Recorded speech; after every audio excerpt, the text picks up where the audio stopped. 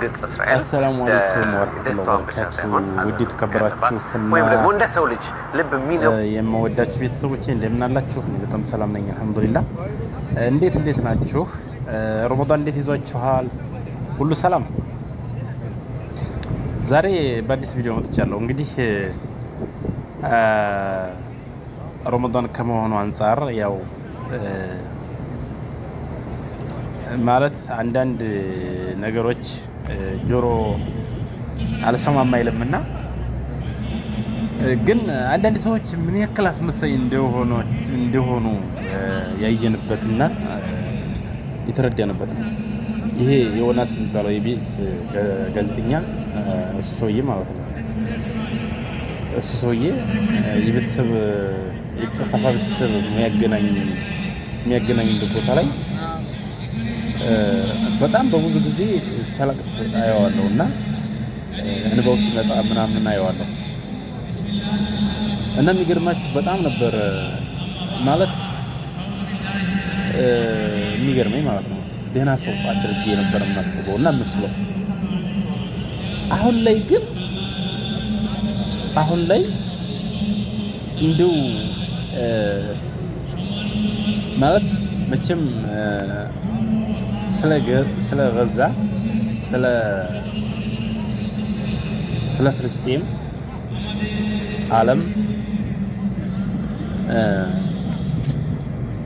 ዓለም ያው ለቁም ብሎ ጨፍጭፎም ሁሉም እንትልያ ነው። ግን አእምሮ ያለው መልካም አስተሳሰብ ያለው የንጹሃን መጨፍጨፍ፣ የንጹሃን መገደል፣ የሙስሊሞች መጨፍጨፍ የሚሰማው ሁሉ እያዘነ ይሄ ድድብ ይሄ አእምሮውን በገንዘብና በእንትን የሸጠ ምን አለ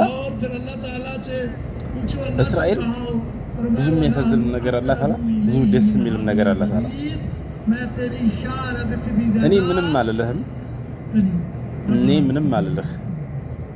ይሄ የገዛ የፍልስጤም ሀዘን ባንተም ገብቶ ይኸው። በነገራችን ላይ የቢኤስ ዋና ዋና ጋዜጠኞች እየተሸኙ ነው። አንተም በቅርቡ ያርግልህ። ሌላ ምንም አልልህም። እኔ ሰው ተራግሜም ሰውም ጠለቸም ወድጀም አላውቅም። ግን አእምሮውን ግን በጥላቻ ለታወረ ሰው ካንተ የበለጠ ጥላቻ እኛም አለን። ህዝብ ነው በህዝብ ይሄ ህዝብ የህፃናት ኤፍ-16 ጀት በፍልስጤምና በጋዛ ላይ እየተጨፈጨፈ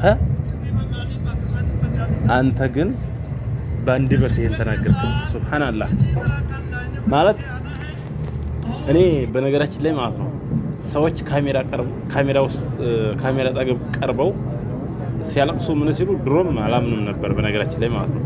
አስመሳይና እንትን ሰው ነው በካሜራ ፊት የሚያለቅሰው፣ በካሜራ ፊት የሀዘን እንትን የሚያሳየው ማለት ነው። እያልክ እንትን ስትል የነበርከው ማለት ነው። ፍልስጤም አንተ ልጅ ወልደሃል፣ 3 ወንዶች ልጆች እንደዛሉ። የፍልስጤም እናት አባቶችም ልጆቻቸው ናቸው ያለቁት፣ ራሳቸው ናቸው ይማራ በራያቸው ላይ እየተደነበረ ያለው እና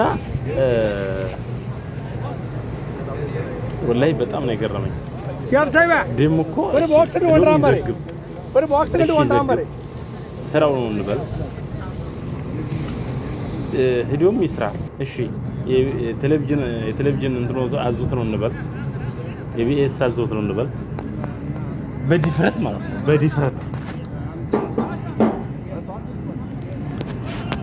በዲፍረት ይሄን ተናገረ። በጣም ነው የሚገርም፣ በጣም ማለት ነው ወላሂ። ብቻ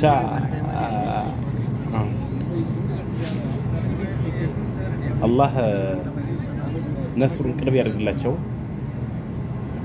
አላህ እንደው የፍልስጤምን የጋዛን ዓለም ላይ የሚጨ